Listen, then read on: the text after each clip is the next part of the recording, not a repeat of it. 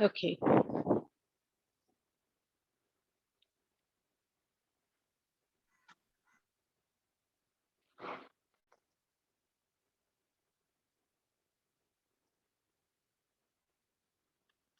Um, so we are going to cover a period called Modernism, and which is located a little before the First World War, which was started in 1914 and continues to post World War II. And as we have studied in our classes earlier, we have spoken and discussed about the aftermath of the war, the effects of the war. One of the key words in relation to the aftermath of the war would be post-war reconstruction. That means so there's so much death, decay, devastation, buildings are damaged, lives are lost, families are rendered fatherless, women are rendered widows, the economy of the country is straggling, and all these things are to be addressed through the reconstruction.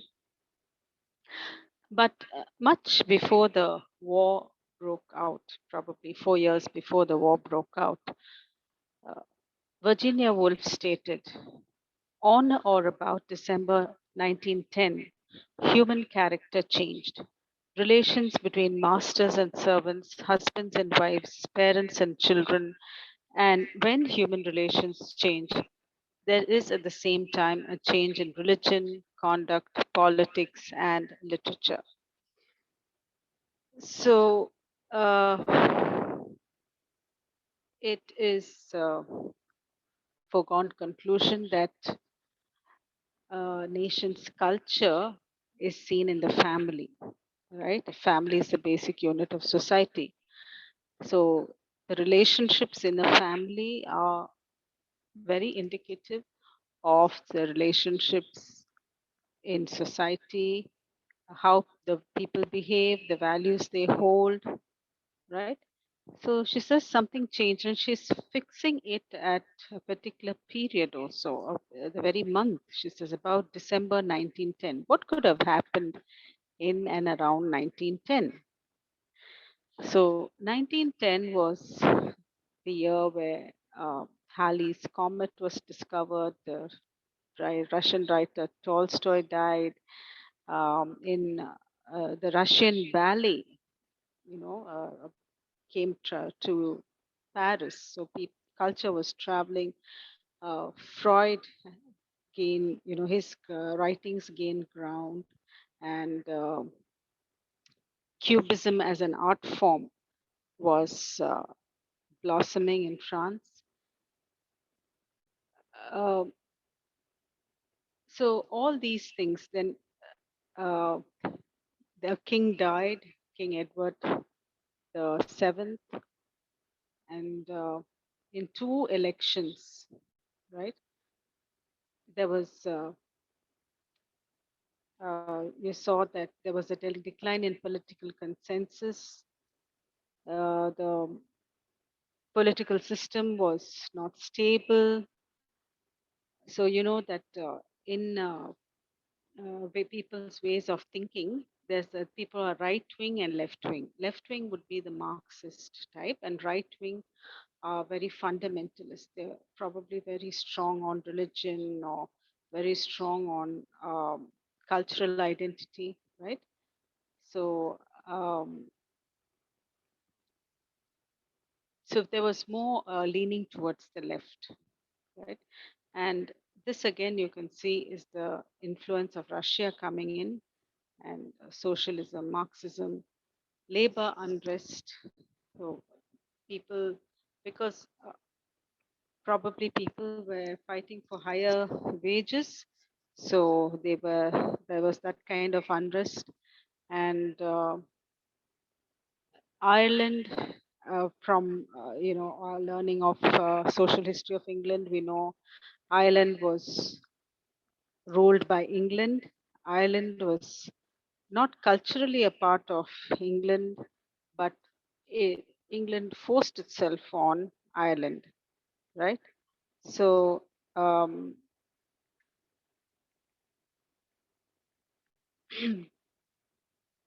and most of Ireland is Catholic.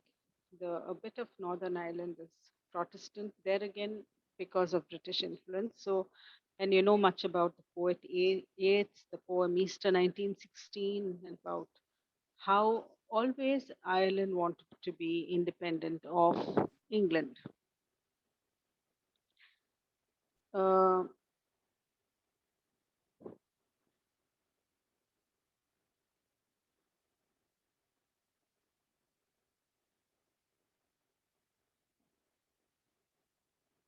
so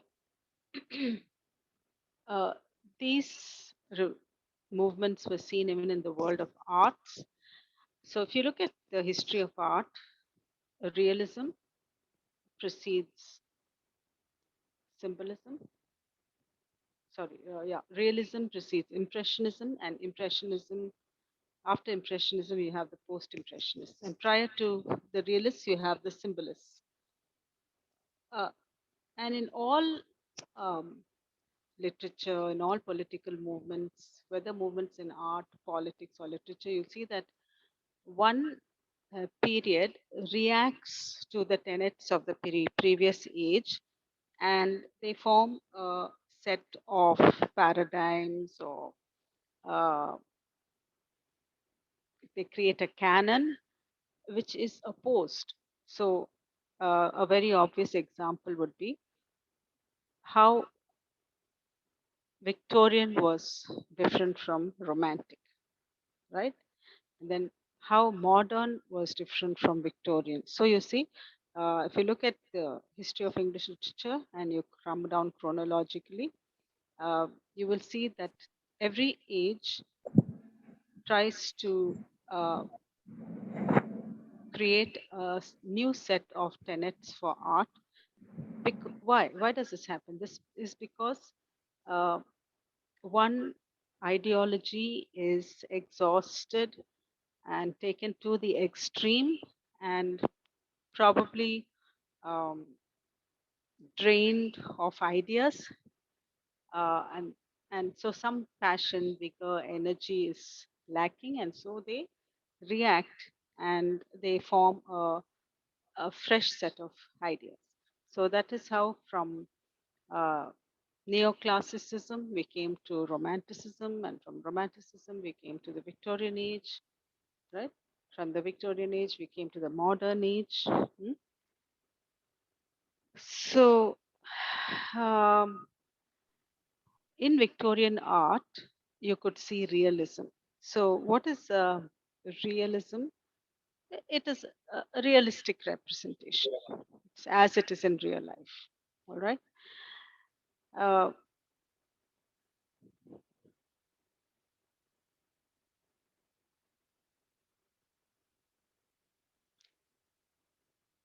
and this loss of faith moving towards modernism began in the Victorian age itself. You are aware that Darwin's publication of The Origin of Species challenged religious ideas about the creation of the world, right? And Tennyson, in his poems, expresses this anguish about the loss of faith. Tennyson was a believer, he was an ardent Christian. So, this conflict between science and religion uh, came into existence in the Victorian age. Even towards the late Romantic period, Shelley was an atheist.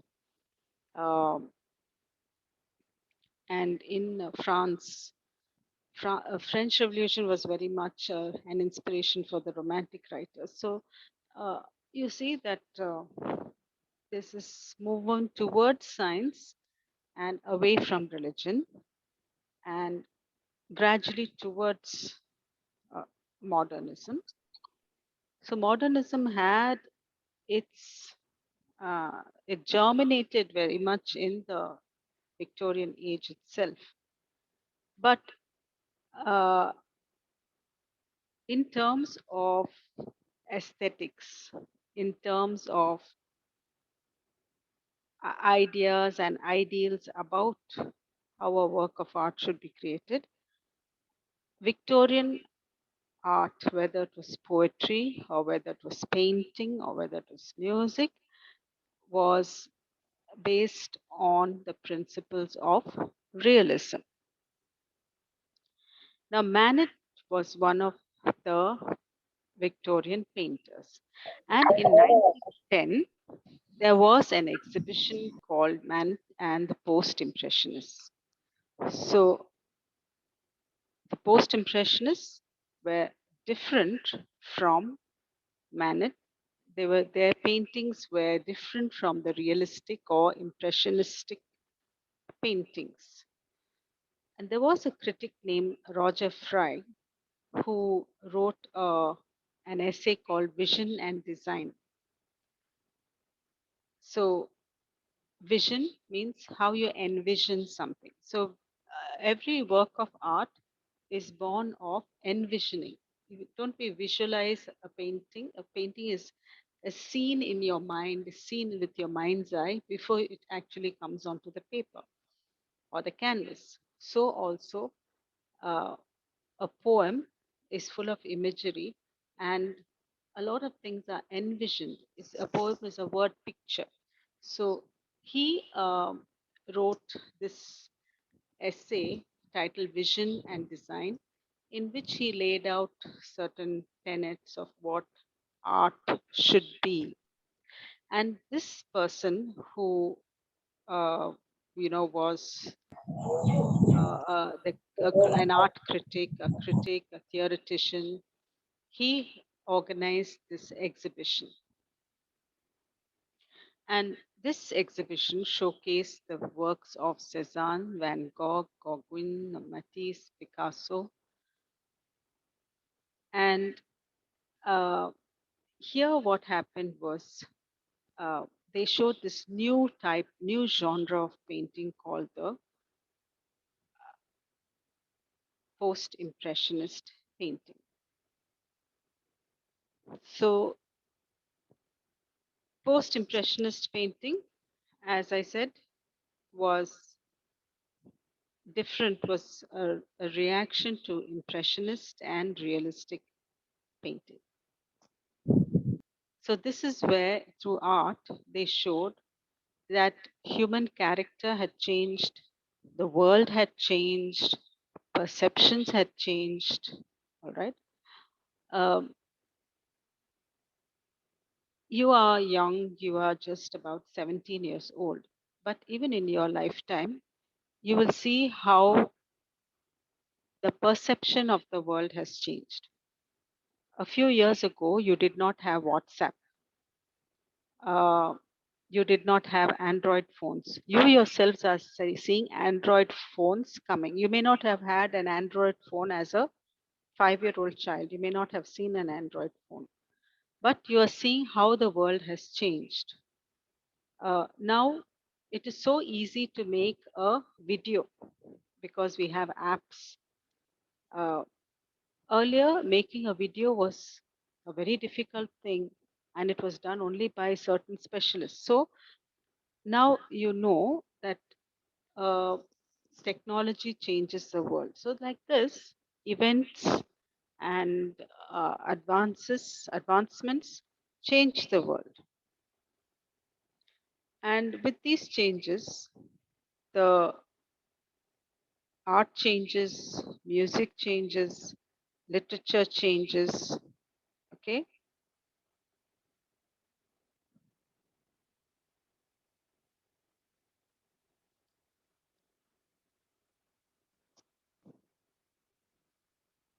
So in 1910, uh,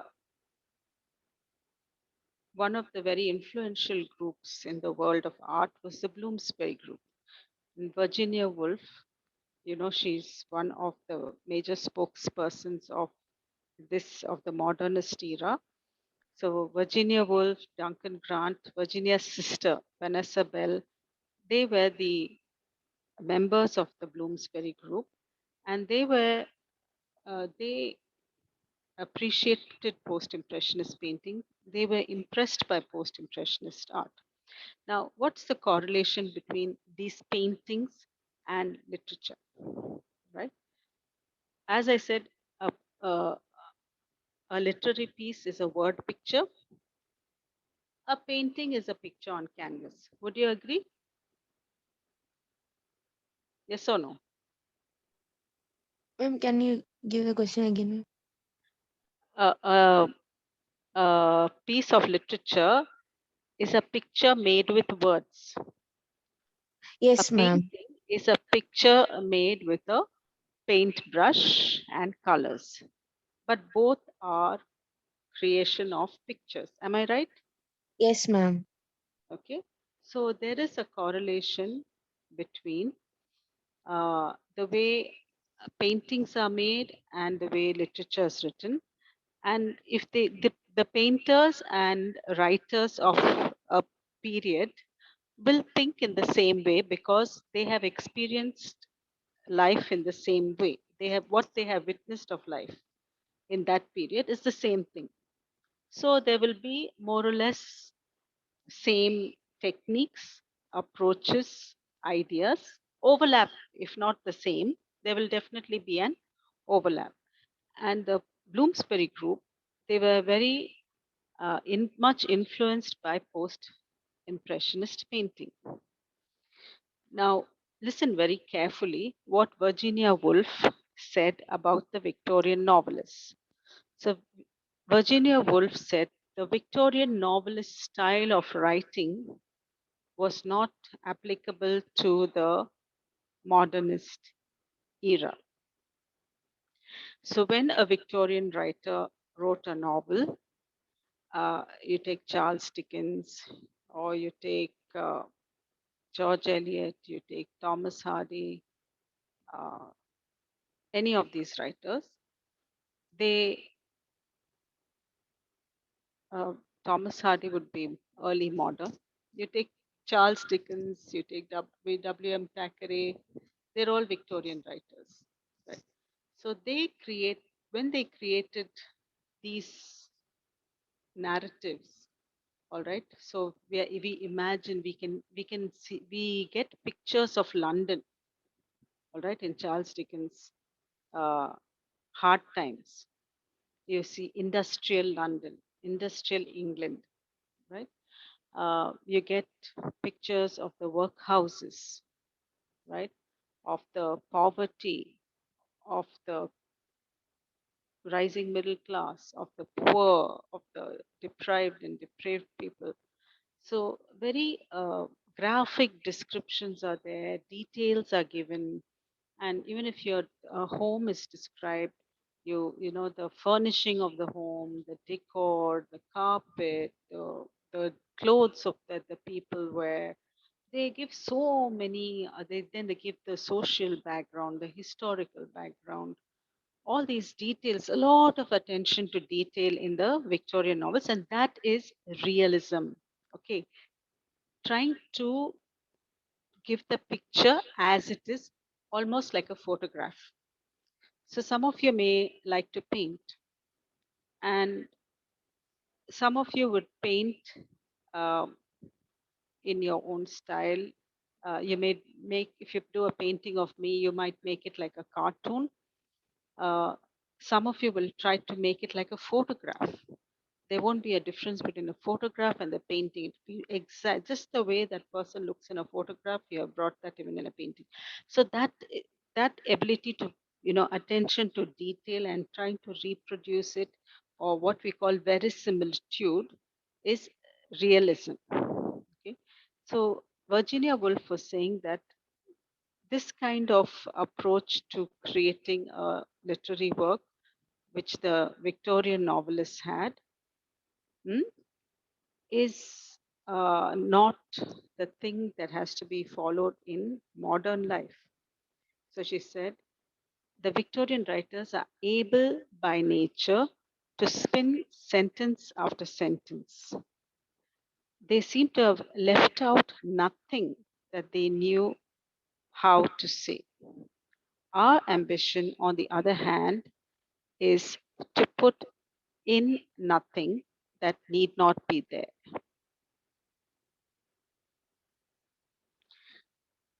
So, in other words, Victorian writers included a lot of details, whereas modern writers left out details. They felt that many unnecessary descriptions need not be there because their focus was on the life of the mind, on the thought life of their characters, all right, on the state of mind. What we want to be there is the brain and the view of life. The autumnal woods, the history of the whale fishery, and the decline of the stage coaching, we omit entirely. So, this kind of background about how of trees and the woods, and then the historical background, and all those things they omit. They only keep the brain.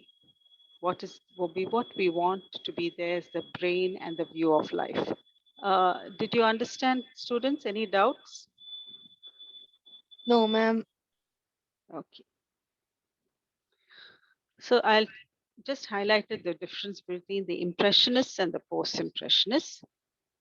So the Impressionists were very much like the Realists.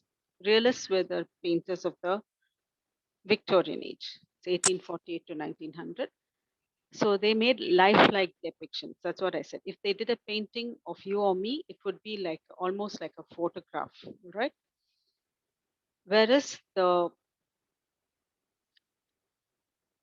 yeah, so the Impressionists emphasized the paint of on the surface of the canvas, flattening the sense of perspective through a lack of tonal modeling and using daring crop perspectives, which were influenced by Japanese prints. Um, Impressionists differed from the realists because they painted in the open air and used pure palette of colors. So they were very much like the realists, but a little different because they brought in modern city life also, and they painted in the open air, and they used a palette of pure colors. So here you have, these are the names of the Impressionists: Basil, Edgar Degas, Claude Monet, Bert Morisot, Camille Pissarro, whatever, all these names, Auguste Renoir, Alfred Sisley, Mary Cassatt. But the post Impressionists were just the opposite of these Impressionists. They uh, Cezanne, Gauguin, Vincent van Gogh, Georges Seurat rejected Impressionism's concern with the spontaneous and naturalistic rendering of light and color. Instead, they favored an emphasis on more symbolic content. So it was like representational. So if they painted a human being who was uh, working in the field, if they the the image they created conveyed the impression that of a person working in the field, that was sufficient. They didn't go into the details of the dress, the headgear, or only what needed to be conveyed they conveyed. And that is why they often use abstract forms. Similar to the Impressionists, they stress the artificiality of the picture. One second.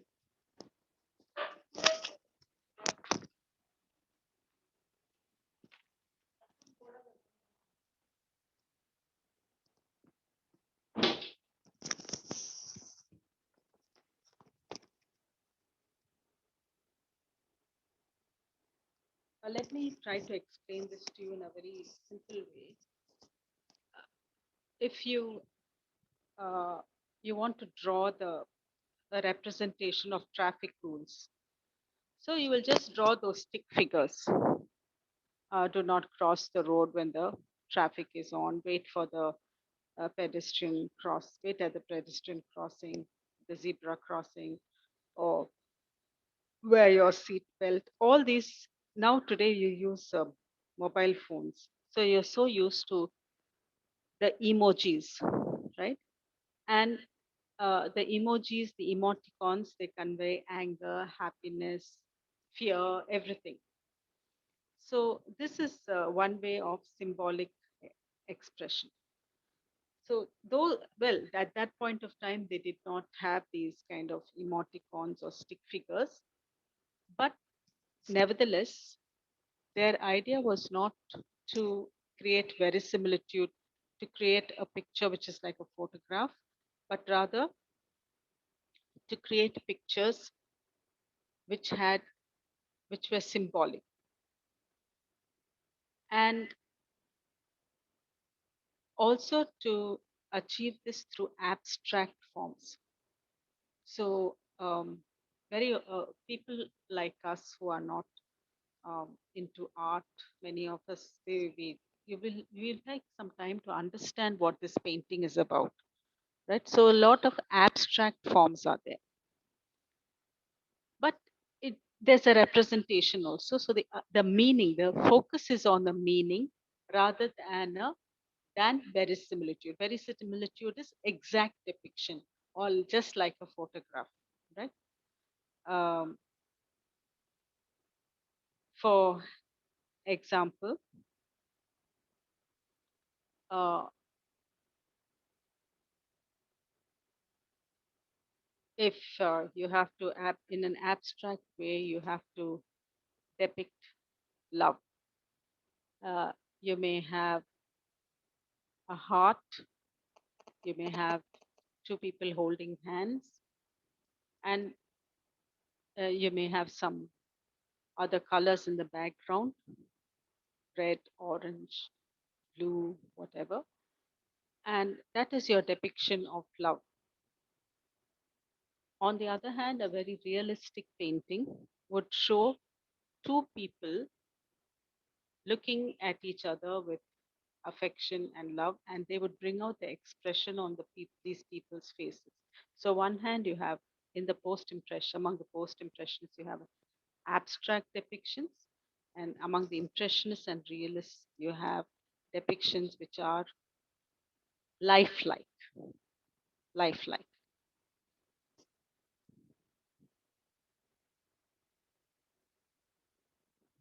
So, here you see a picture of gleaners gleaning in the field.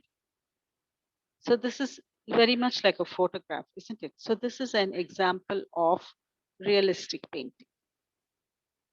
Have you understood what I mean by realism Yes, ma'am. That picture we couldn't see. now? Can you see the picture? No, ma'am. You're not able to see the slides Slides you are able to see, ma'am. Now it is only Virginia Woolf. That slide is only there. now? No, ma'am. Oh my.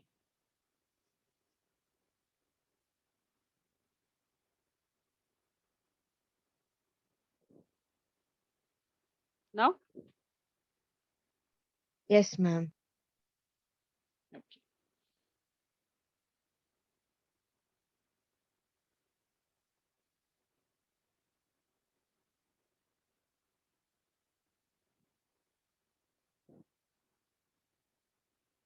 Okay.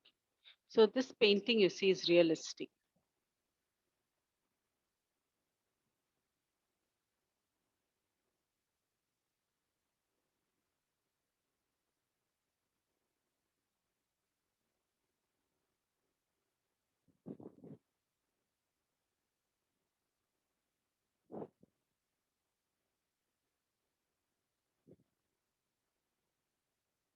Now can you see the painting? Yes, ma'am.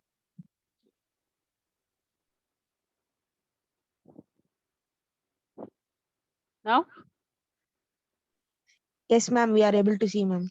So this is Monet's painting. He also was an impressionist.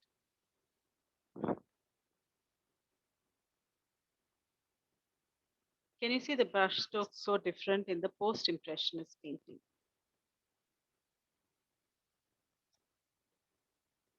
Now this is typically, now this, I told you about the exhibition in 1910. Now all this painting was exhibited in 1910. So it's not exactly like the human form is not reproduced exactly, but you get the idea of Vedas, what, they are resting after having a bath. That idea comes through. But a very perfect image of the human body is not there. Would you agree? Yes, ma'am. So this is a typical post-impressionist painting.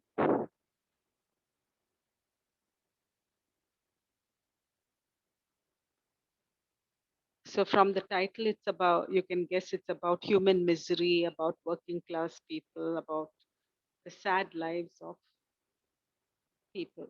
So there's on the extreme left, there's a lady who seems to be collecting something. One person sitting there looking dejected, and then you see people and two women in the background. They seem to be working in the field. So this picture is not like a photograph, but it together you get the idea of what it's about. Yes. Yes, ma'am. Now, this is Van Gogh's painting called Starry Night. It's so beautiful, but it is not a realistic painting. Would you agree? Ma'am, once again, we are not able to see the picture, ma'am. Not able to see? No? No, ma'am. It is Hmm? the first picture only. N- Not able to see. I'll go back.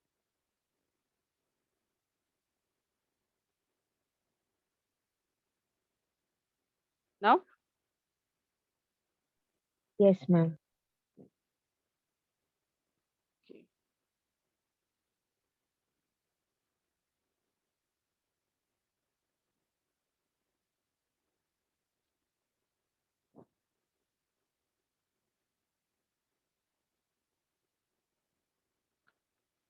This is another painting which was there in that exhibition. It's called Rain by Vincent van Gogh. Pablo Picasso's portrait of Clovis Segot.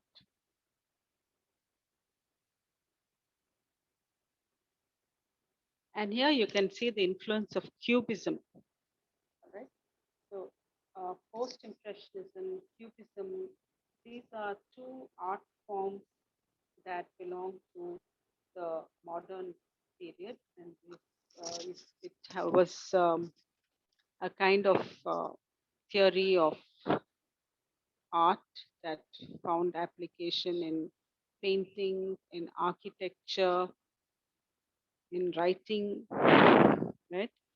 So it was an avant-garde movement. Avant-garde means something new, and it revolutionized the world of painting and sculpture and music and architecture. So, what a typical cubist work of art would be like is it will look like it is something broken up and reassembled. Can you see the very geometrical structures in this painting? Very angular. Yes. Yes, ma'am. Yes. Yes, so this is post impressionist and also showing the influence of Cubism.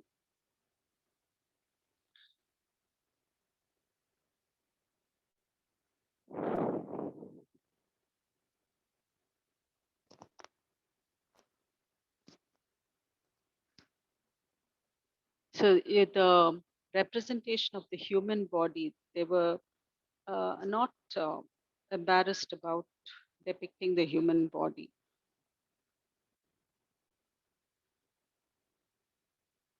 Ulysses and Calypso by Modernism.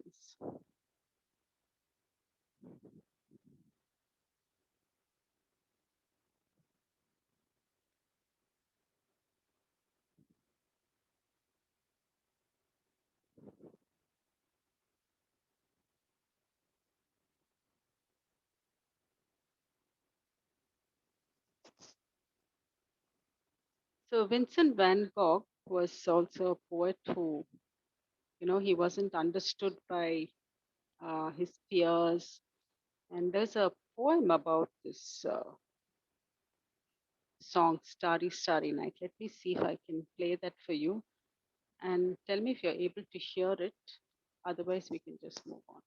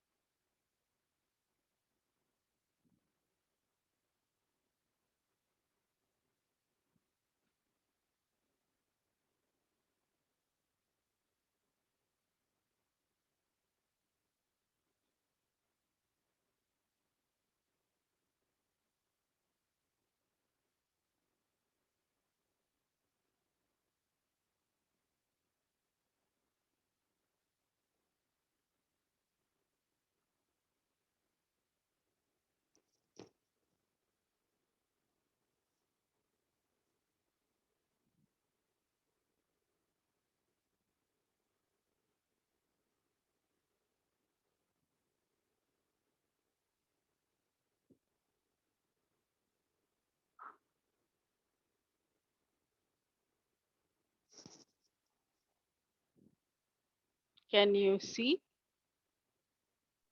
Yes, ma'am. Tell me if you can't hear, we won't do the song.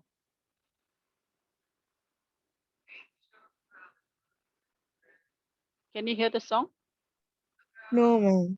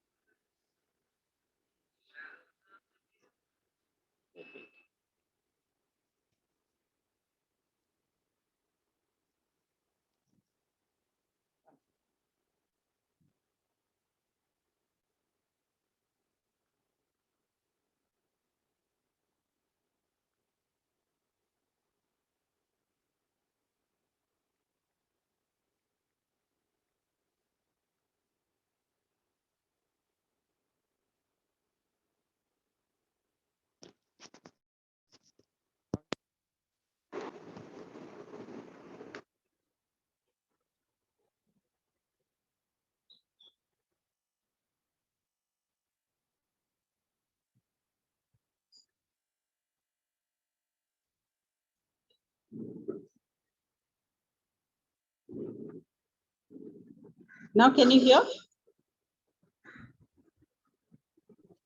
No, ma'am.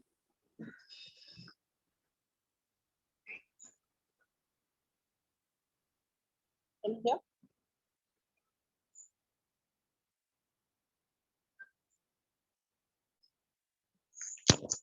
Can you hear? No, ma'am. Sorry.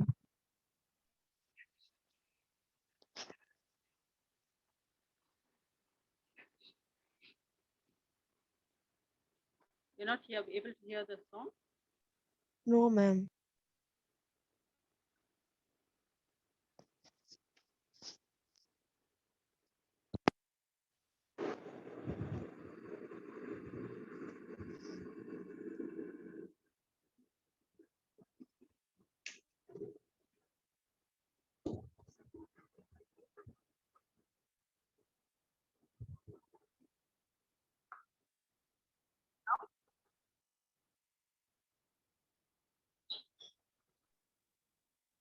No, ma'am. Sorry, ma'am. Now? Now? No, ma'am.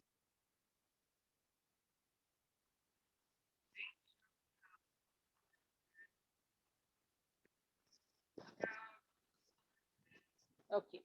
Maybe I can share it with you later. It's a song about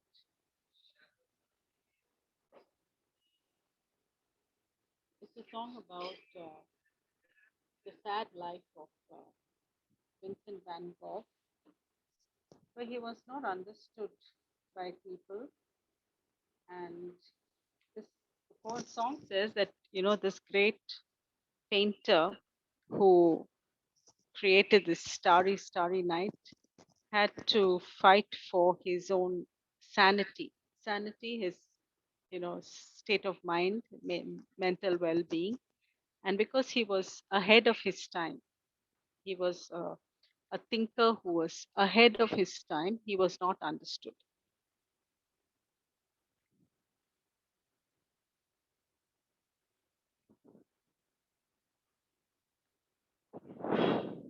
Can you see the PPT now?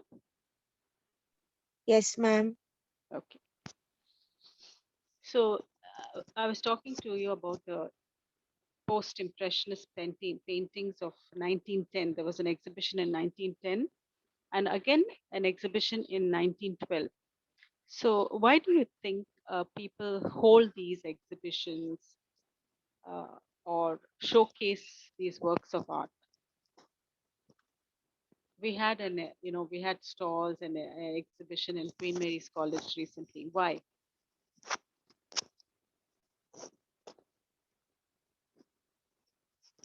Why? They want to promote an idea, isn't it? Yes, ma'am. Yes. So they wanted in our college, they wanted to promote the idea of self-help groups. So in the same way, here they wanted to, one second, one second. So you want to come to class? No? Come to class? Okay. Say bye.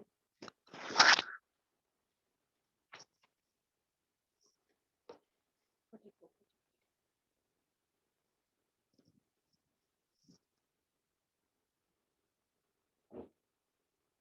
So Zoro wanted to come to class.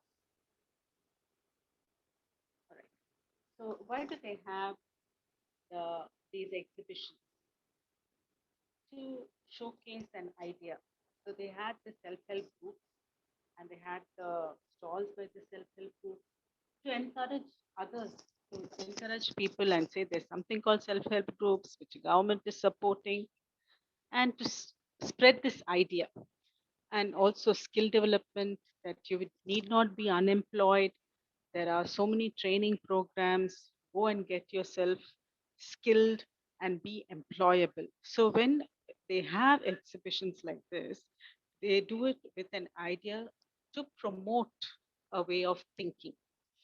So there was another exhibition in 1912 of post-impressionist paintings. Uh, and these writers also were painters, right? So you see Duncan Grant belongs to the Bloomsbury group. Virginia Woolf's sister, Vanessa Bell, who's also a writer. These were also painters. And then you had some work by Russian artists also. And this Russian artist, he commented saying that post impressionist painting was known for its sincere directness, right? Uh, that is one expression we have to absorb, that it was representational, it was symbolic, it was very direct. All right. So let's go back to the statement that Virginia Woolf made about art.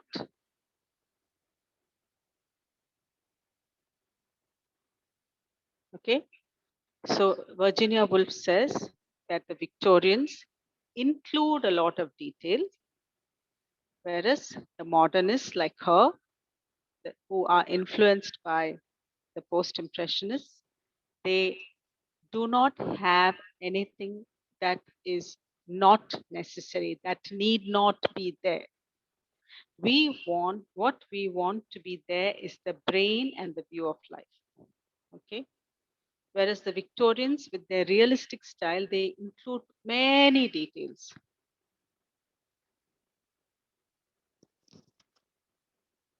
historical background, um, even in the paintings, a lot of details, right?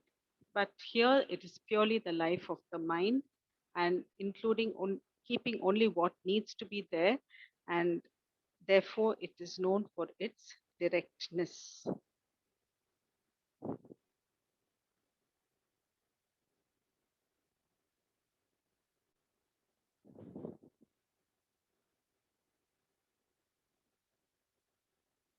So, as I said, there was a second exhibition. Can you see the screen?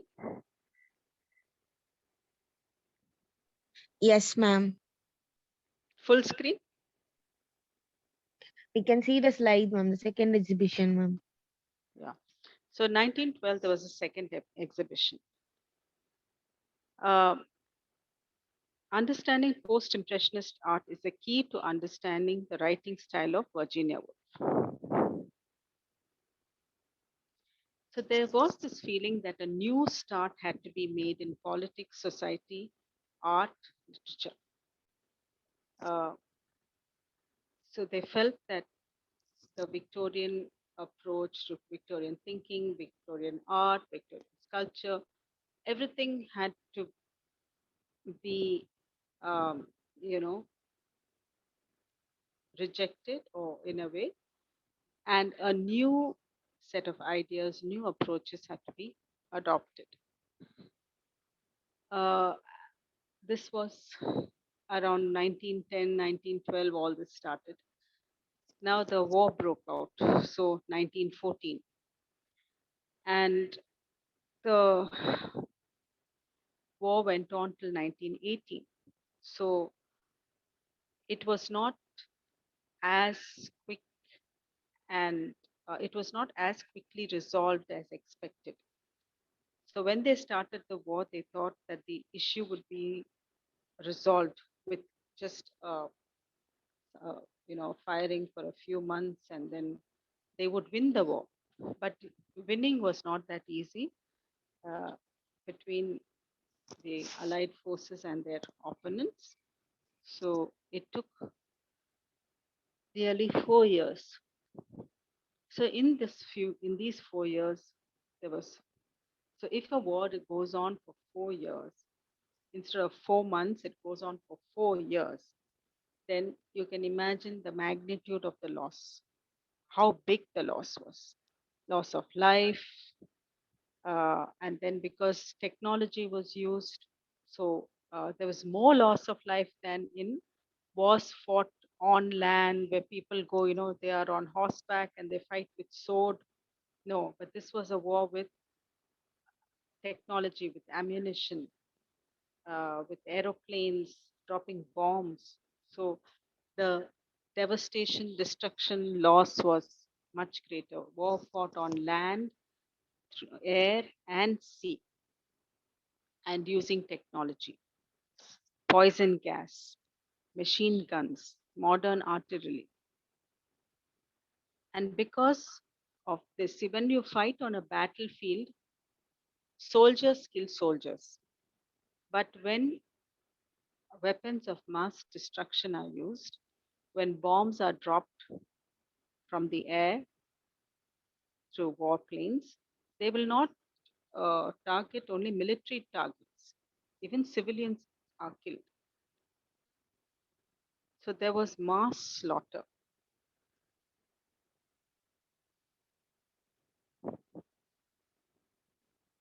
So historian Martin Gilbert writes, more than 9 million soldiers, sailors, and airmen were killed in the First World War. A further 5 millions are estimated to have perished under occupation, bombardment, hunger, and disease. The mass murder of Armenians in 1915 and the Spanish influenza, like we had our COVID now, uh, the Spanish influenza epidemic that began while the war was still being fought, were two of its destructive byproducts. The flight of Serbs from Serbia at the end of 1915 was another cruel episode in which civilians perished in large numbers. So too was the Allied naval blockade of Germany, as a result of which more than three-quarters of a million German civilians died.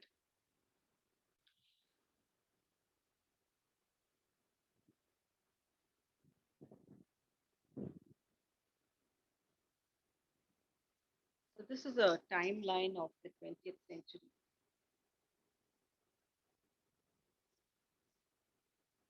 The years we are looking at are 1910 onwards.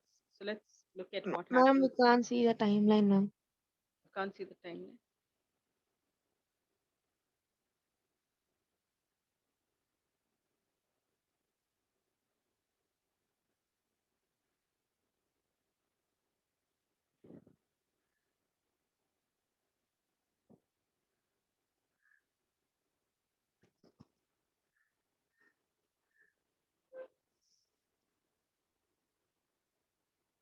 Now, Yes, ma'am.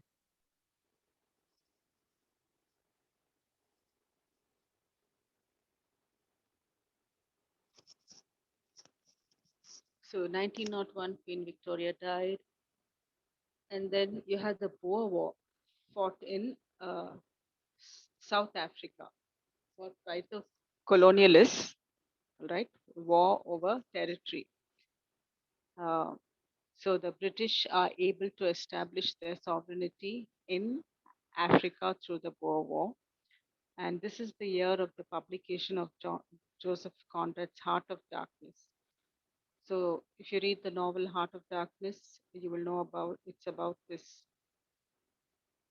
person who is, traveling into the heart of Africa, and he's an ivory merchant. So he's killing, they're killing a lot of elephants and taking the ivory and selling it. And he's the person who's exploring. 1903,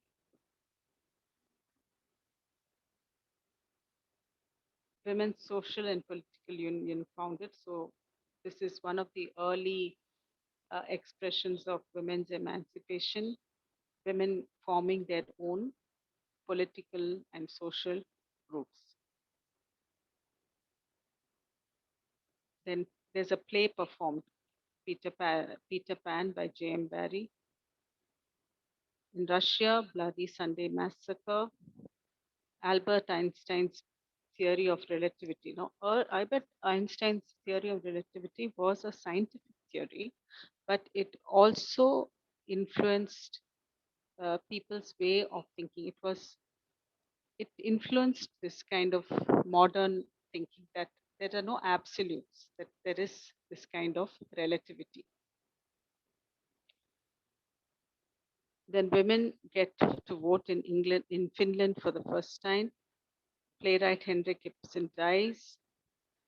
James Synge, the Irish writer. You have Synge's Riders to the Sea in your uh, syllabus. Novels. Mm.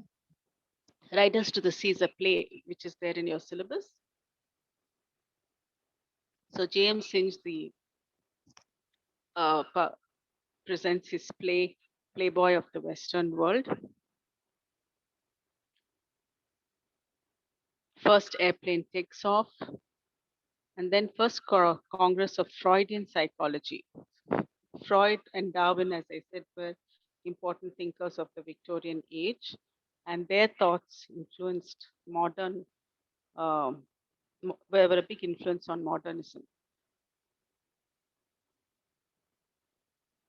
1910, Edward II died. Then you have the Portuguese Republic. Titanic, the ship Titanic sinks. 1914, World War One begins, and James Joyce publishes Dubliners.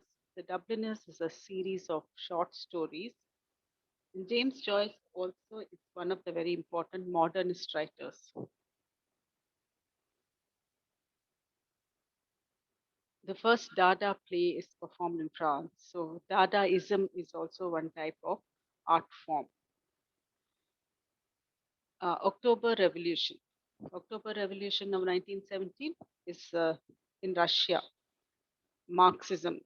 All right. So Russia it moved from monarchy to communism. So they overthrew the monarchy, no kings, queens, right? The rule of the people, it's the rule of the Communist Party. So from Marxism only you get the offshoots of Marxism are socialism. Offshoot of Marxism is socialism. World War One ends in 1918. Then Hitler becomes a leader of his German party. James Joyce Ulysses is published in 1922. The Wasteland also. Uh, Ulysses and the Wasteland are representative modernist texts. See, Eliot wrote many texts, but his folk quartets and the Wasteland should be taken as texts which showcase modernist ideas. And he was also he belonged to that school of poets called the Images, right? So especially this the folk quartets is something that showcases images. Yeats, Irish poet Yeats once wins the Nobel Prize for Literature. So this is a triumph because uh, an Irish person being recognized as a writer, as a literary voice, shows that the literary world sympathizes with the Irish cause.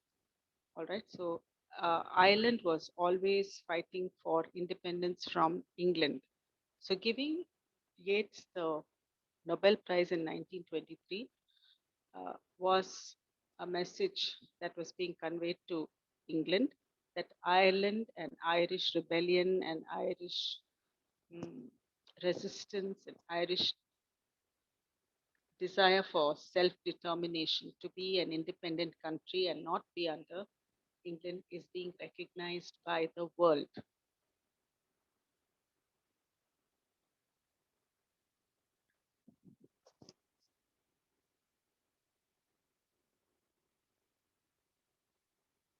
In Russia, Lenin dies, and then you have a surrealist art group exhibition. So we spoke about impressionists. Now, surrealism is also a type of art form where uh, reality is, it becomes like a hyper reality. Um, I don't know if you've seen Dali's painting of the melting watches. I'll show you.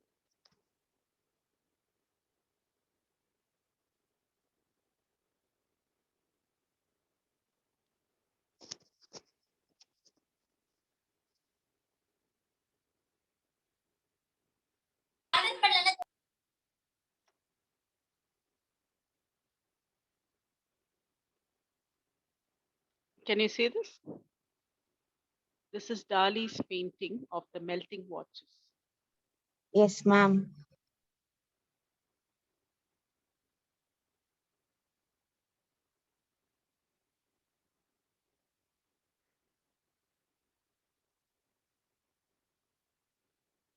Can you see the screen now?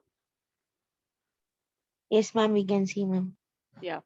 So this is how he's representing time through the fluidity of time. Maybe that uh, time cannot be actually uh, crystallized, or time cannot actually be put into a capsule or into a frame. So he is represented in this surreal way. So surrealism in art and literature.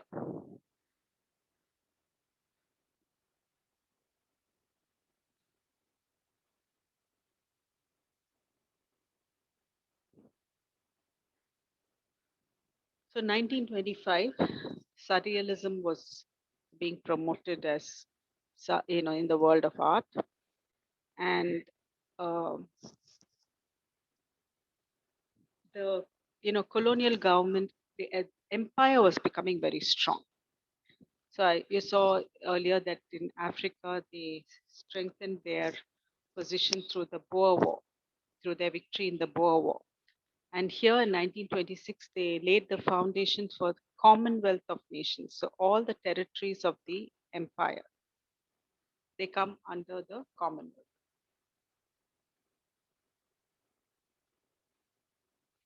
Then Brecht.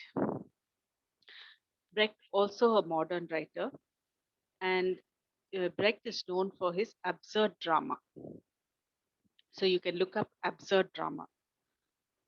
In absurd drama is based on the theory of existentialism. So with Charles Darwin saying that publishing this origin of of species, and people losing their faith in God and religion, and having more of a scientific outlook on life, and a scientific temper, scientific spirit coming in, or rationalism coming in, gaining ground, or rationalism uh, controlling people's thinking perspectives. We see that from so people are moving out of religion, and modernism is very much a movement which took people away from religion, right? And this movement away from religion began in the Victorian age itself. That's what I'm trying to say.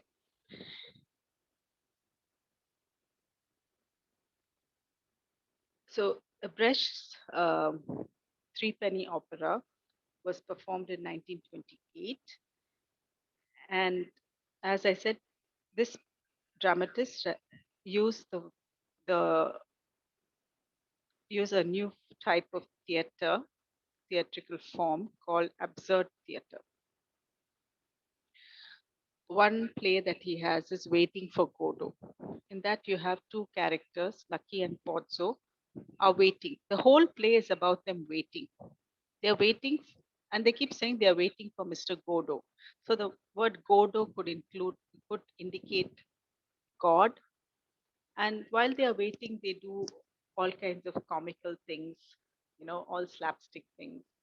And uh, this whole play revolving around these two people waiting for someone who doesn't turn up is a representation of this existentialist philosophy, that we do not know where we came from, we do not know where we are going, and we seem to be waiting for something to happen, waiting for God to show up, waiting for some miracle or some sense of direction. So it's about existing. We just exist. Life goes on in circles. This is also one of the ideas of existentialism, that we life goes in circles. In other words, we keep repeating what we are doing. Get up in the morning, have a bath, go to college, study, do a test, come back, and it's repetitive, right? So 1929 was the Great Depression, deep, very bad economic crisis. Who said someone should mute?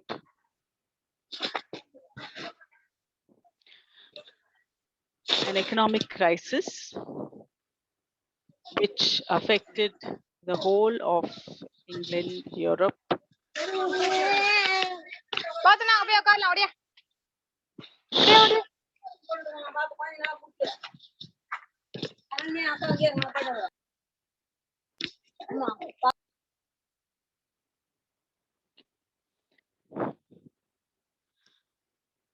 In American literature and British literature, you had the Great Depression is spoken of. So it was a period where people lost jobs, and there was a great economic crisis.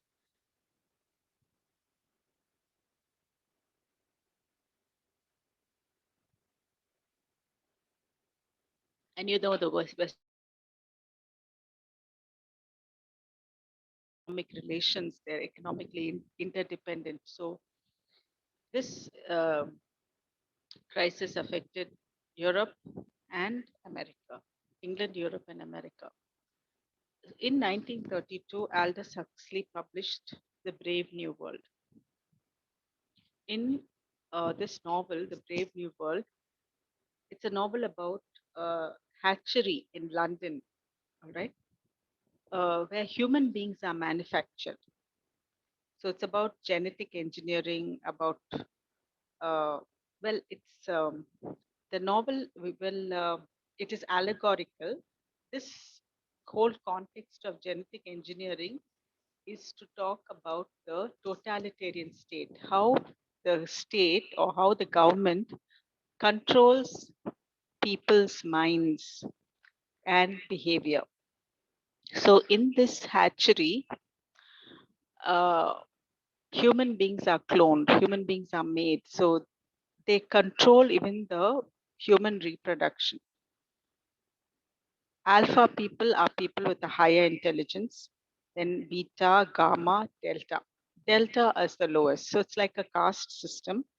And the people with the lower intelligence are given very menial jobs to do, and people of with higher intelligence are regarded as the think tanks of society. This probably was written in reaction to the power that the communist governments were having over people. So, though communism promised equality, the Communist Party was exercising tremendous control over people, making decisions about their lives. So, whatever the government decided for the people, they would do. For instance, the government would decide what a person should study, and accordingly, that person would be given their education. So, the Red Party, the Communist parties, sort of penetrated too much into the personal lives of people, and there was too much control.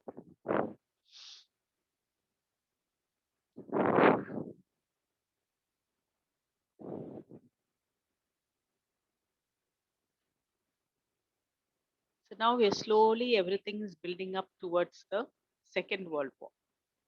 So you found that Hitler created his party in 19, yeah, he became a leader of his party, right? And Hitler's party comes to power, and then we have the Spanish Civil War. King George V dies, and James Joyce, using Ulysses, is published in Great Britain. Um,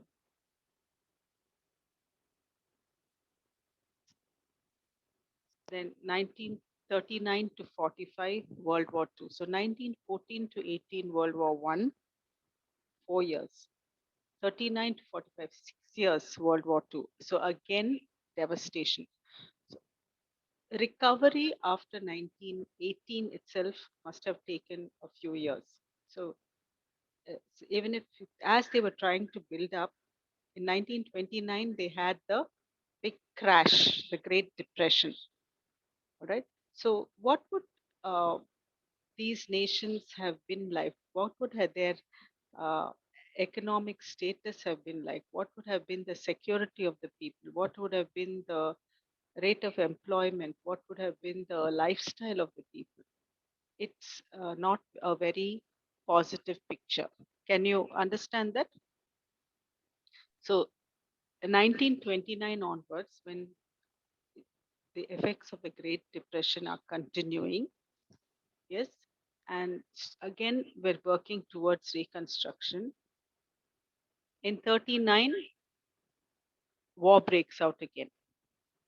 In 47, and at this time, the uh, imperial governments are also being disturbed. In India, the Quit India movement, India became independent in 1947. So the British Empire was losing its control over the colonized territories.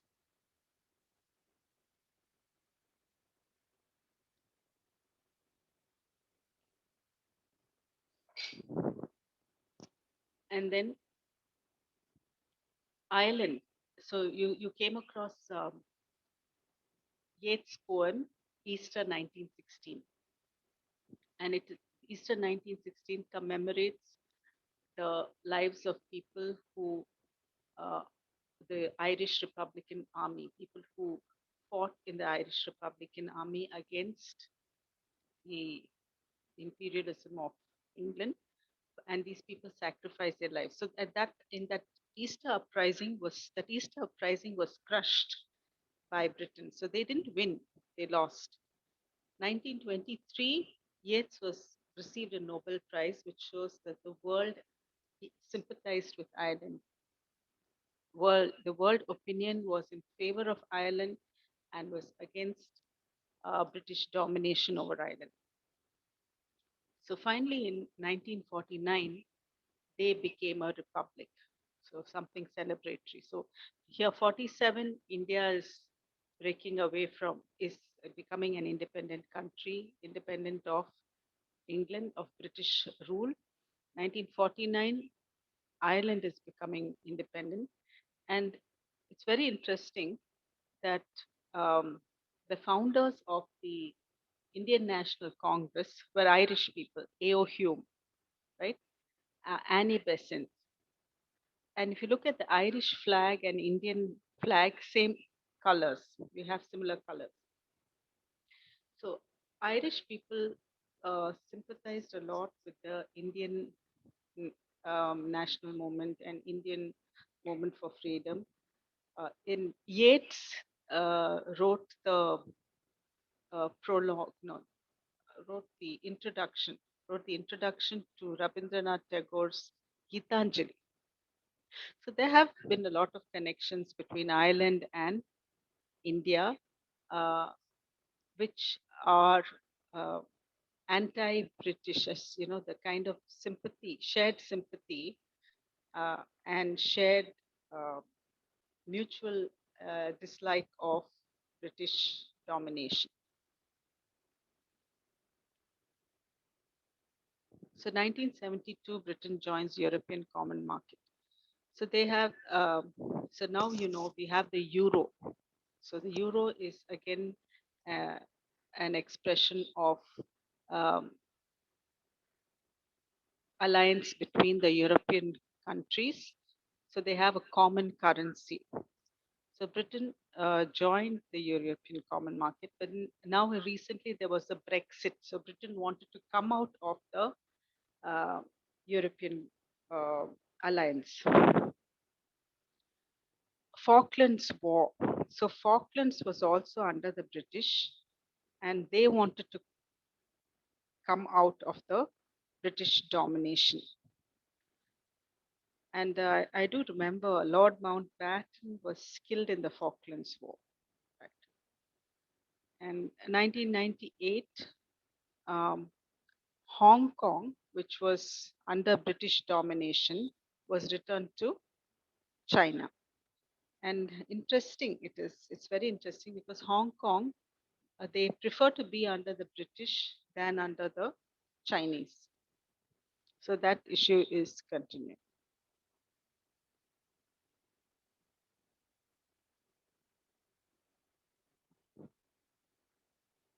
Now, these are the writers of the 20th century, but the writers whom we would take as modernist writers in this list would be T.S. Eliot downwards. T.S. Eliot, D.H. Lawrence, W.B. Yeats, James Joyce, Virginia Woolf, Ford Madox Ford, Samuel Beckett, Synge, Walcott, Dylan Thomas.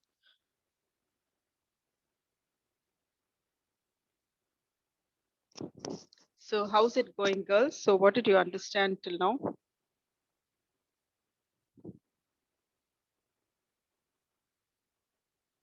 Yes. Learned about the timeline from World Mm, War One to World War Two, man. mm, mm. And about the major shift in how literature has to be written.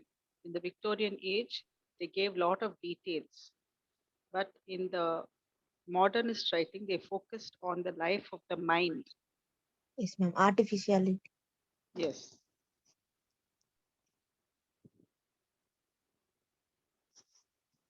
So between World War One and up to the 1920s, um, there was a decline in the intellectual life of London. See, every city uh, has a certain cultural um, life.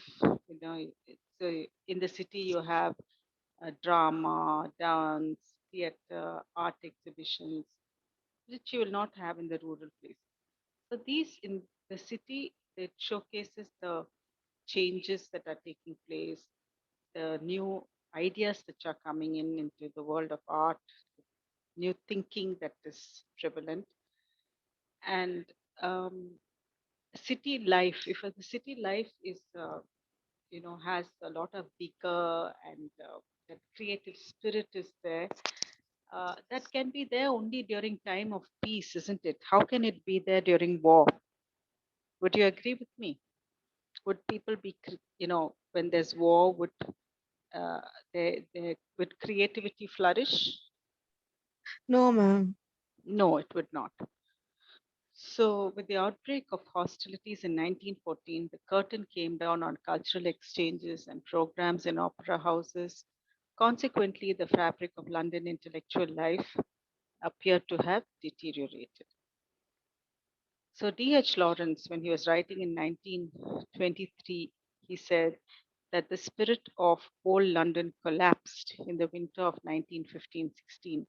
The city in some way perished from being a heart of the world and became a vortex of broken passions, lusts, hopes, fears, and horrors.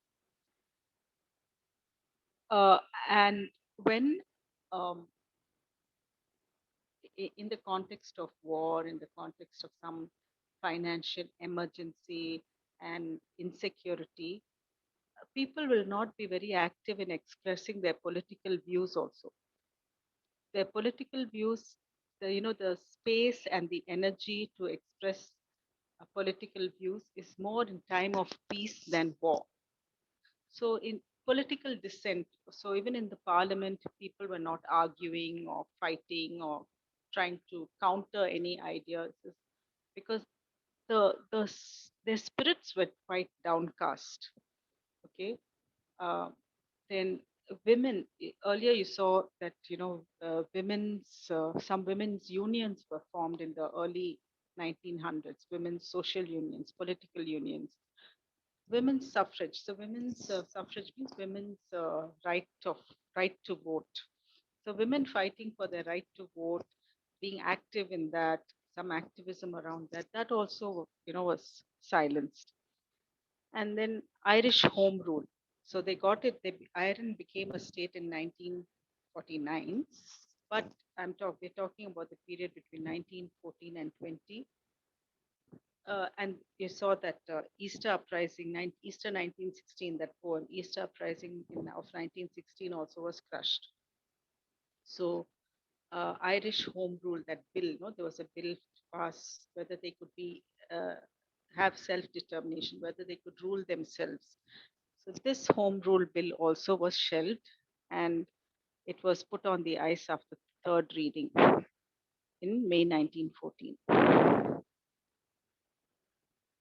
Then an Irish Free State came into being in 1921.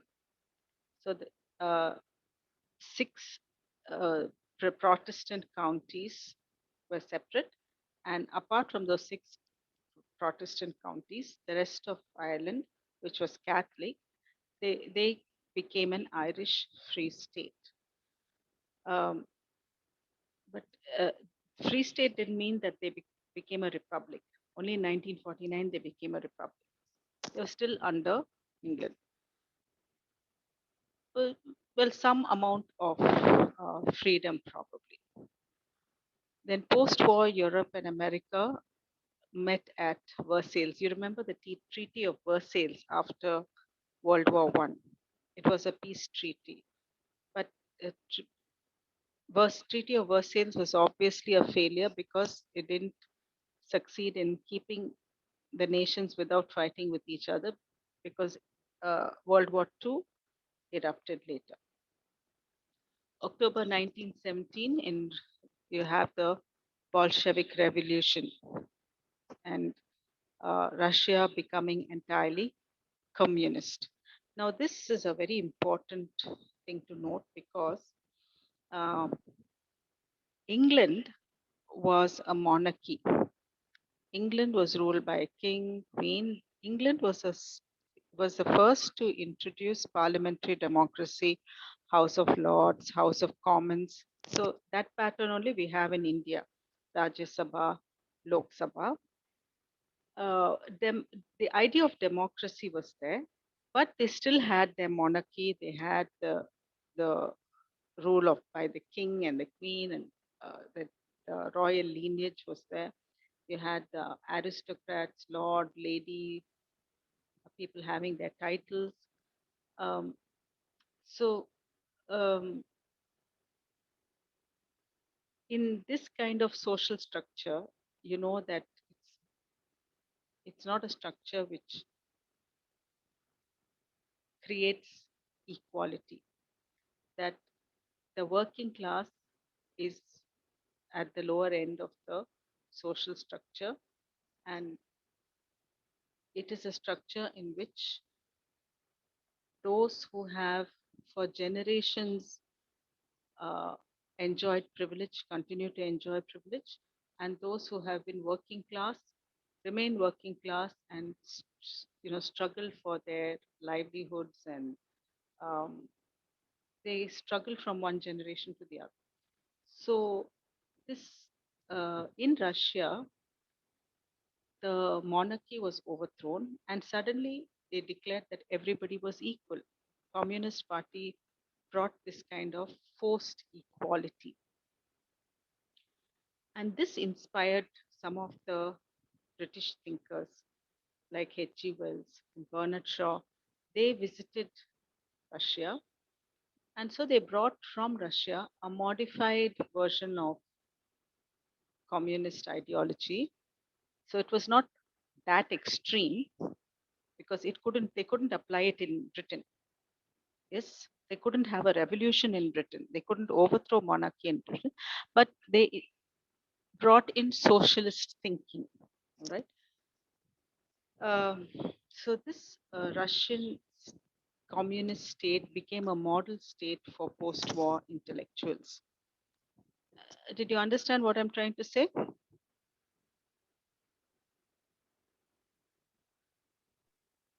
Yes, ma'am. Okay, so Russia became a model of for socialist thinking. Okay, later on you can look up the difference between socialism and communism, right? So socialism, communism would be the very extreme form, and socialism is a slightly uh, modified form. So um, socialism would give some place for private enterprise, whereas in communism there is no encouragement of private enterprise. Everything comes under the government, right?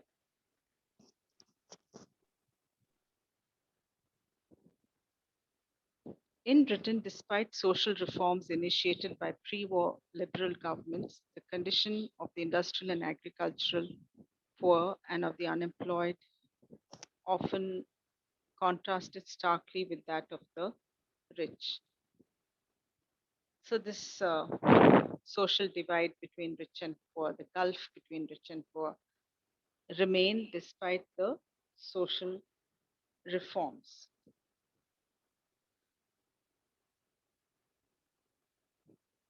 Uh, in Europe, empires like the Empire of Austria Hungary and Turkey, because of the war, right? These these countries, they were on the other side. In World War One, the Allied forces were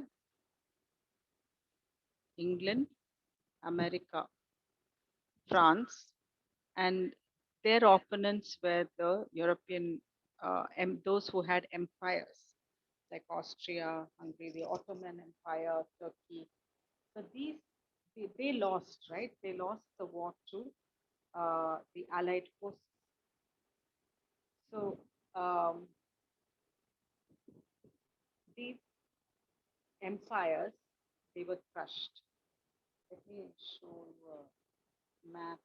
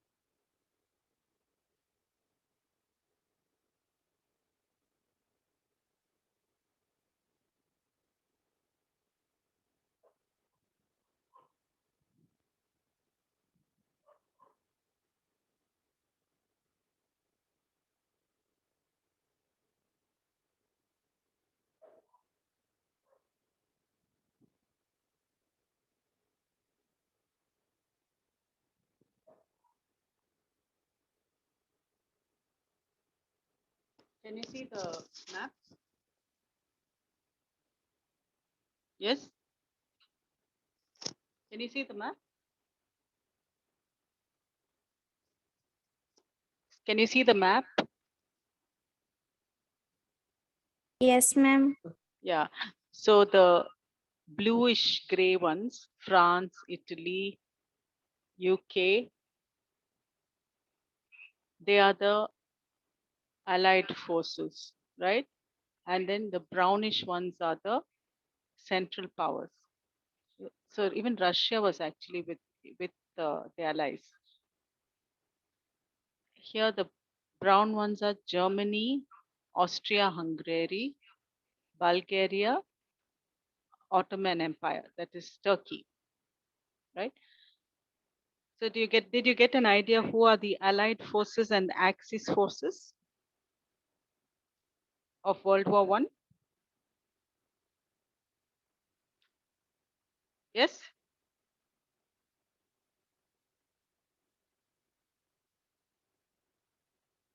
So this will help you understand that statement.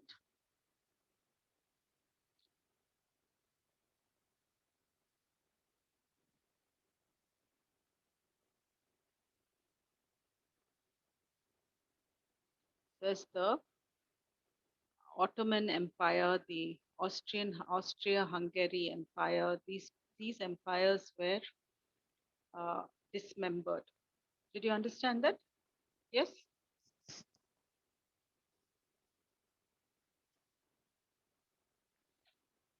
So communist Russia became a model state. And then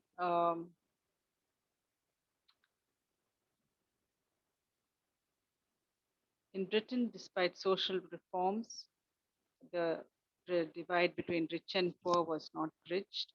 The industrial and agricultural poor suffered. There was unemployment, and there was a huge gap between the rich and the poor.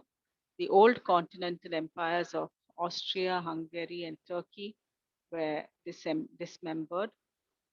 So now these they, these were empires. They had kings, queens, and they had royal people. So the whole governance was through the royalty. But these kings and these these empires, they lost the war. So they were plunged in poverty, destruction. So if you visit Europe, you'll see how many of these palaces uh, and ancient buildings were bombed in the war, and they still, they just remain like that. That reconstruction has not been done. Treaty of Versailles was a failure because World War II took place. Now, why all this background about art and history is to tell you that in literature, that sense of fragmentation. Uh, what do we mean by fragmentation? It's like, you have a mirror and you throw a stone on that mirror. What happens? How would you see your image in that mirror?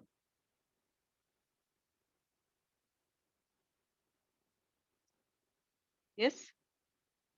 You look at yourself in the mirror and then there's a stone thrown on that mirror. How does your image appear?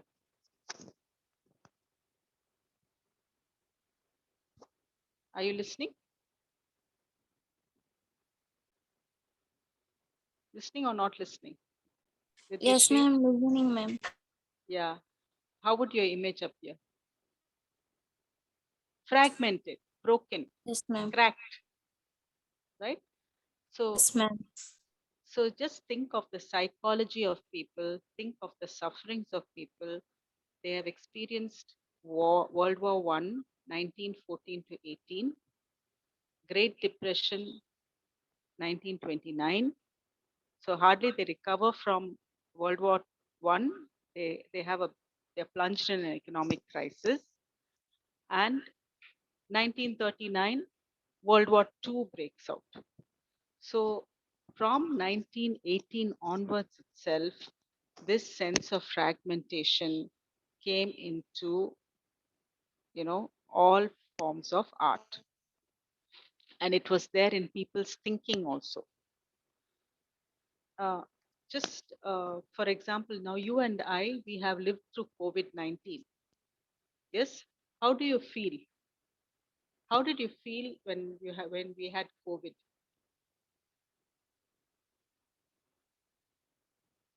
1920, especially the year 20, just 1 year before this, March 2021, there were so many deaths. March 2020, so many deaths in the neighborhood, among relations. Yes. So how did we all feel? We felt insecure, didn't we? Yes, ma'am. Yes. So we felt insecure because of a pandemic. We didn't know who would go next, what would happen to us, what would happen to our families, what would happen to our relations, right? What would happen to our education? Would we be able to write the exam? So many questions we had. So that insecurity. So you can imagine how people must have felt after 4 years of war. And in the war period, you get rationed food. You don't get, because the government is spending all the money on the war. So the kind of food that you get, whether they had enough electricity, and whether all families had enough food to eat. Now think of what is happening now in Sri Lanka. Yes, days on end, no electricity, water, a big economic crisis in Sri Lanka. How do people feel? They feel insecure. So there was this whatever they went through in because of the World War I brought in this sense of fragmentation, which could be attributed. It had the cultural, psychological effects. So what is happening geographically is also affecting people psychologically. I told you about how the Ottoman Empire, Turkey was crushed, Austria-Hungary crushed. Britain, France won the war, but they lost lives. They, their economy suffered. So, what was happening geographically and historically was affecting them culturally, psychologically, and that's how they uh, started this experimental writing. So, experimental writing is a type of writing in which um, the narrative uh, may not have closure, or if you take the narrative of the Victorian age, they would create that world for you. So you read Pride and Prejudice, you go into that world, you go into that 19th century world, you live in the world of that family, and this whole thing is recreated for you. But with experimental writing, you are always conscious that this is only a novel. Do you get my point? For example, there's one modernist novel called The French Lieutenant's Woman. In that novel has three endings. All right. So you can choose any ending that you want. So the writer says, trying to say, the story can end like this, or like this, or like this. So what happens to you as a reader is, oh, I'm only a reader. This is only a story, and it can end like this, it can end like that, it can end like that. Okay, so that distancing. Did you get my point? Yes, Yes. ma'am. Yes. So you're not carried into another world. You cannot lose yourself in another world. You cannot lose yourself in the world of that story, right? You are reminded that this is only a text. So this is one of the features of experimental writing. Okay, one of the obvious things about experimental writing. And this sense of fragmentation could be attributed to the political circumstances, uh, not simply the disasters of the war, but also the social and national revolutions the war had provoked. We must remember that art, post Impressionist, reflected the sense of fragmentation. So, the characteristics of 20th century literature, uh, you have the influence Einstein, Darwin, Freud. These were thinkers who profoundly changed Western culture. Modernism, a movement, was a radical break from 19th century Victorianism, led to postmodernism, which emphasized self consciousness and pop art. While 20th century literature is a diverse field covering a variety of genres, there are common characteristics that change literature forever. So, what are these common characteristics? Let's look at them. I've also already mentioned this fragmented structure, fragmented perspective, and then it's about urban life. It's a novel of the city. I told you about cubism. It is as if something which is broken is assembled together. You saw that painting by Picasso of some Clovis Sagot. It's like it's very geometric, right? So, as told you earlier, if a stone is thrown on a mirror image, it's like you get the whole image fragmented. So this fragmented perspective or the fragmented image, or you are the painting or art is like an assemblage of broken pieces, right? So this cubism came into writing, into architecture, everything, painting, and then Virginia Woolf also said that she excludes all those descriptions of the parlors and the carpets and the upholstery and the lighting and the dresses and the historical background. She only focuses on the life of the mind, of the consciousness of the character.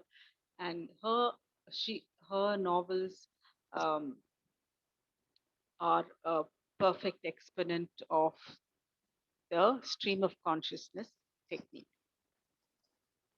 And then multiple perspectives, right? That you see in this experimental writing. As I told you, one novel has three endings. So you are, as a reader, told there are different perspectives. Story can end like this, or like this, or like this.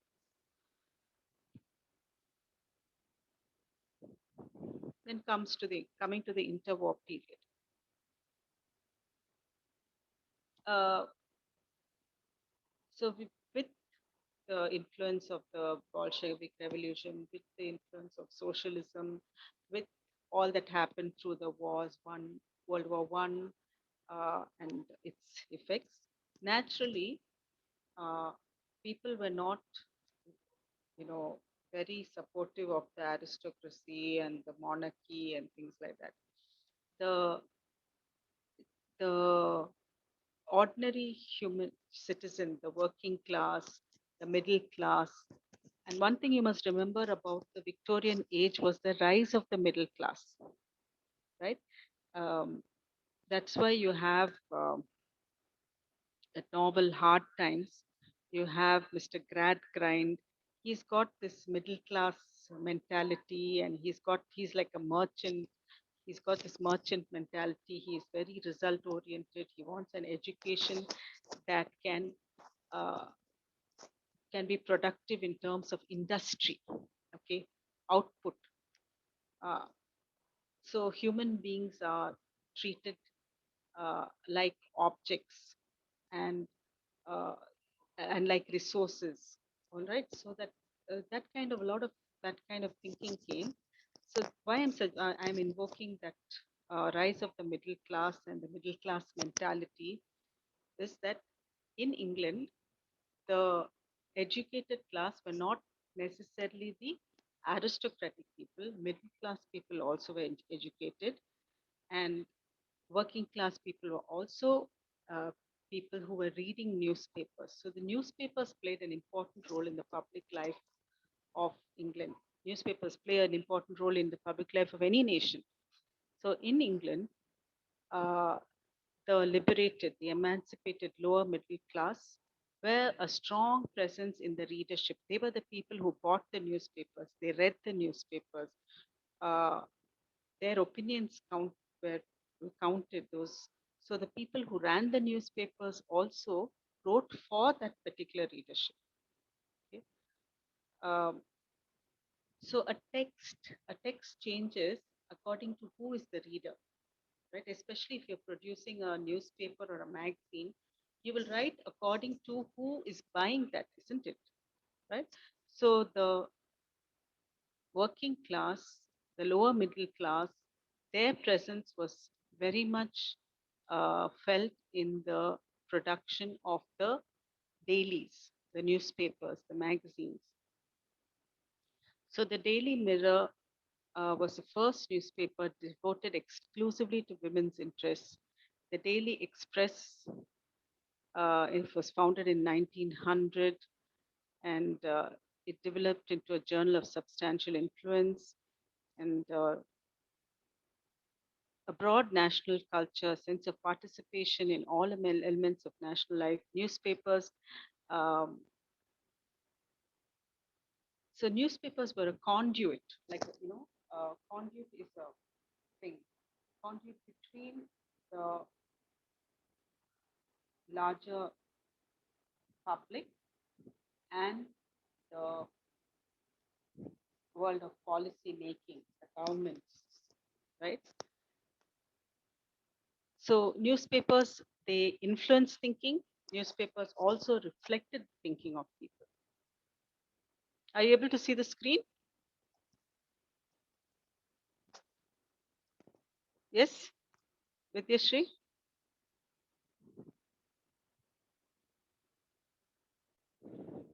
Are you there?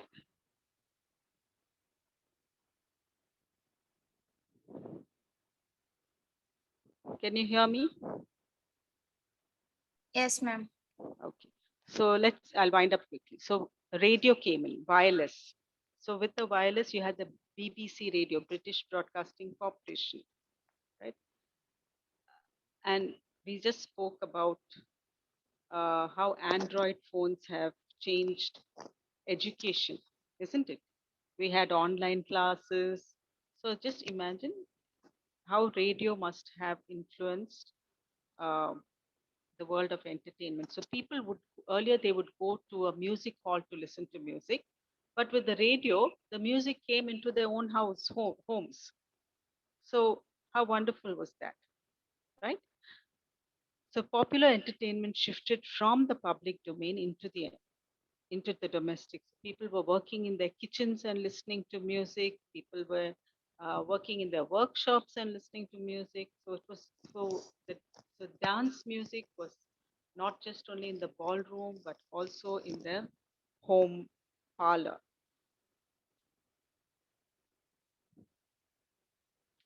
Then cinema. Uh, with cinema halls, people were able to, look at palaces, great settings, right? So with the modern cinema, people could visualize and think of that this we know about modern cinemas. A lot of plays of Shakespeare were made into film. A lot of novels were made into film. So initially, a lot of writings were made into film. So what when people visualized uh, a novel when they read, they could now they didn't have to visualize, they could see it on the screen. And another interesting thing is that the directors, movie directors, they departed from the text, they improvised, they took some liberties. So that was also another thing about cinema. Okay, poetry, you have the images. This is very important, students, so you should know who the images were. uh, Now, imagism is different from symbolism. All right. Yeah. The images were a group of American and English poets whose poetic program was formulated about 1912 by Ezra Pound. Um, and there were fellow poets Hilda Doolittle, Richard Aldington, and F.S. Flint.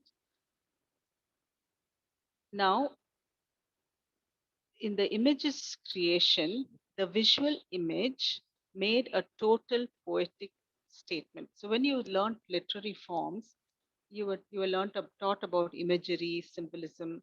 So a repeated image becomes a symbol, right? Um, like if you take a novel like Iris Murdoch's The Sea, green is a symbol of jealousy. So you have the green-eyed monster, the sea turns green, someone's eyes are green. In Tess of the Devils, red is symbolic of violence. So it describes the red strawberries, the red of Tess's dress. You see the red tractor on the farm, uh, and then the red blood when Tess murders Alec. So red is a recurrent color, and um, it's a whole build up towards the violence that is uh, going to come later in the narrative. So that is an example of symbolism, but the imagism is a different line of thought. So the images, all right, wrote succinct verse in which an exact visual image made a total poetic statement. All right. So that one uh, image makes a complete statement. Let me give you an example. Anecdote of a Jar. It's an American poem by Wallace Stevens. You can read that. Maybe I can share that poem on screen. And then you have poems by Ezra Pound. I think London Metro is one poem by Ezra Pound.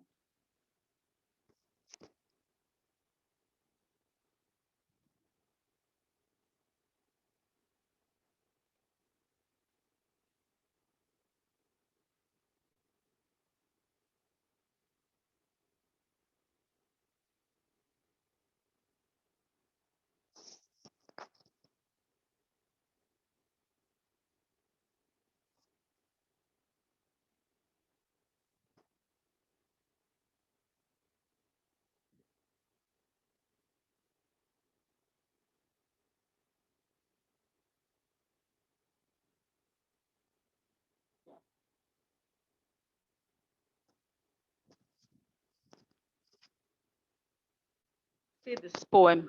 It's just 2 lines. Can you read the poem, Vidyashri?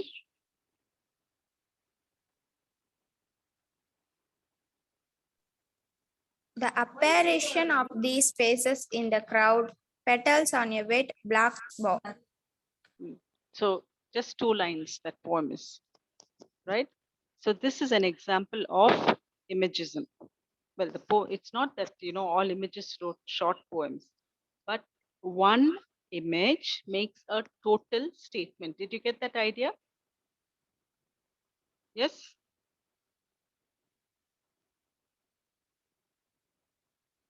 Oh, ma'am. Hmm? I'll show the poem again.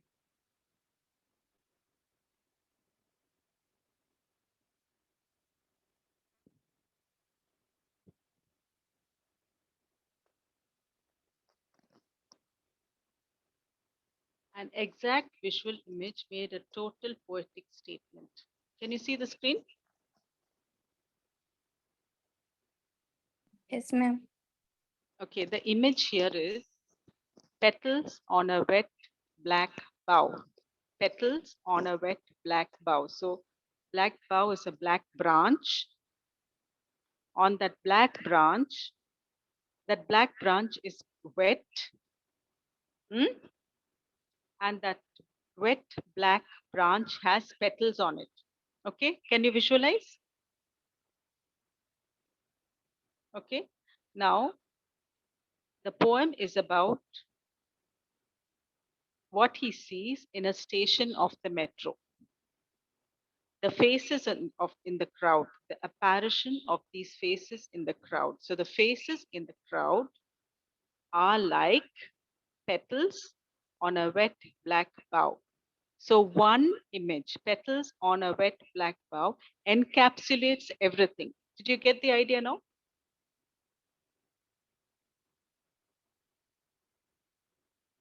Yes or no? So you can try to spend time looking at the difference between symbolism and imagism. Okay? I cannot spend more time describing this.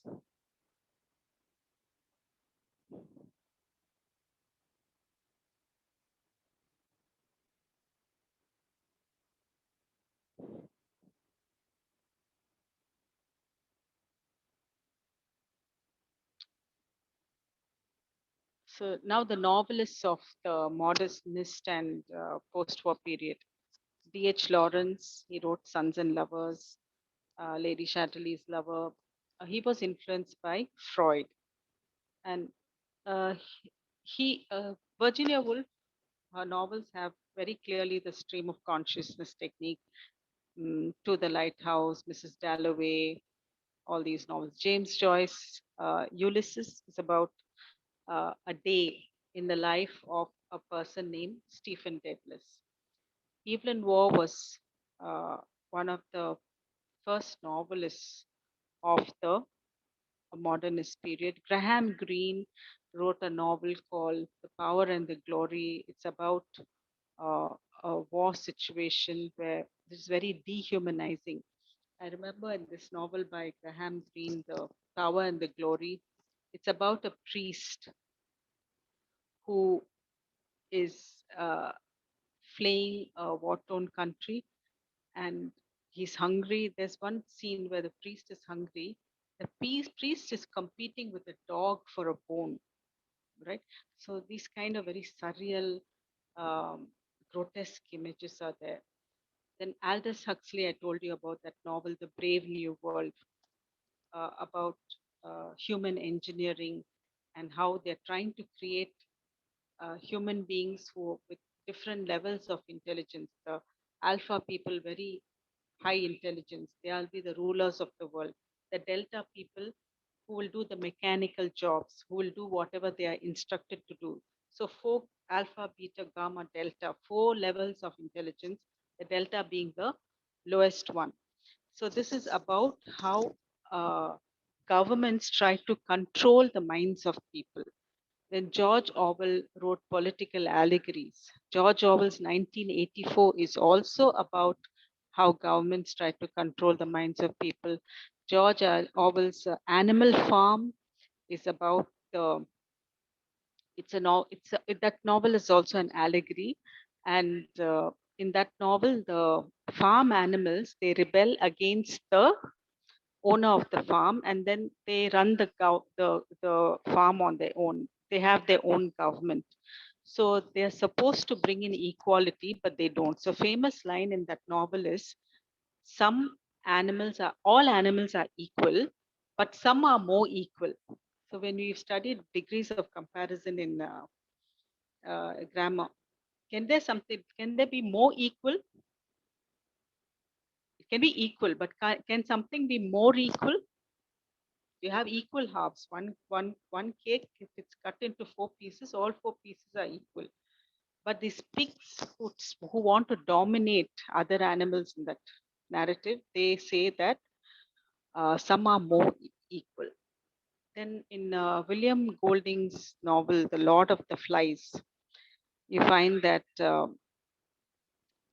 there is a group of boys who land on an island and they're schoolboys. So somehow they're away from their families, they're away from their elders, and then they are very cruel to each other because there they have to survive. Okay, so in that novel is again about human nature. Muriel Sparks, The Driver's Seat is also a very is a novel with this modernist orientation. So you have literature of World War II. Um, the outbreak of the war in 1939, right? As I said earlier, with the war, you can't have people who are creative. You can't. They don't think creatively, and also the very practical problem was that paper became expensive, so people couldn't write. They couldn't produce magazines and books. The best fiction of this period was Evelyn Waugh's "Put Out More Flags." In poetry, T.S. Eliot's Folk Quartets, that was published in 1943, is a masterpiece of the war. In the 1950s, you had a group of writers who were called the angry young men. Why were they called angry young men? Because they were angry with the establishment. They were angry with the way society was structured. They were angry with the way the government was ruling the state, and they were anti-establishment. So the anti-establishment means they were against the order of the day. They were against the rulers of the day, and these were young middle class people. So you remember that British society was a very hierarchical society with the royalty, aristocracy, and a working class coming at the lower end. So these young men were actually from the working class background, and they they disliked this kind of very hierarchical structure in British society, and that is why they were called the angry young men. John Osborne's play Look Back in Anger is a representative text of that period. Alan Sillitoe was a writer of this period, one of the angry young men, and he was the son of a tannery worker. He wrote a novel, Saturday Night and Sunday Morning. Tells the story of someone from his background, working class background, who is addicted to drink and sex. And Saturday Night provides the only oppression relief from his working class life. And then in the 60s, you had the novels of the empire. You can take a look at it later. So, women writers of British modernism, Virginia Woolf, right? Richardson, Catherine Mansfield. Um, yeah. So, the important prose writings, people who wrote about the way literature should be. So, Rogers Fry's Vision and Design, then Lytton Strachey's Eminent Victorians. He writes about four Victorians, right? Cardinal Manning, Florence Nightingale, Thomas Arnold, General Gordon. And he was actually attacking Victorian ideals in that. So he says all the false ideals of heroism, which were there in the Victorian age, these are ideals we cannot have in the modern age. So then you have Virginia Woolf's modern fiction.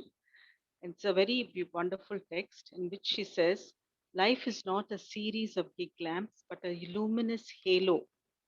All right. So if you look at a street, you have lamps, one, two, three, four, right? But life does not have that kind of linear thing where you can count one, two, three, and proceed that way.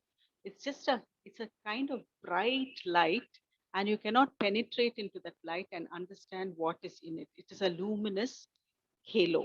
This is what she said about life. And so life is very complex, and she said that literature should reflect this complexity of life. Literature cannot try to show life in a neat package as the Victorian novelist showed.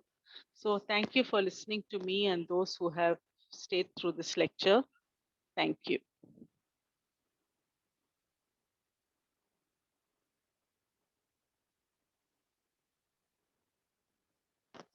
Thank you, ma'am.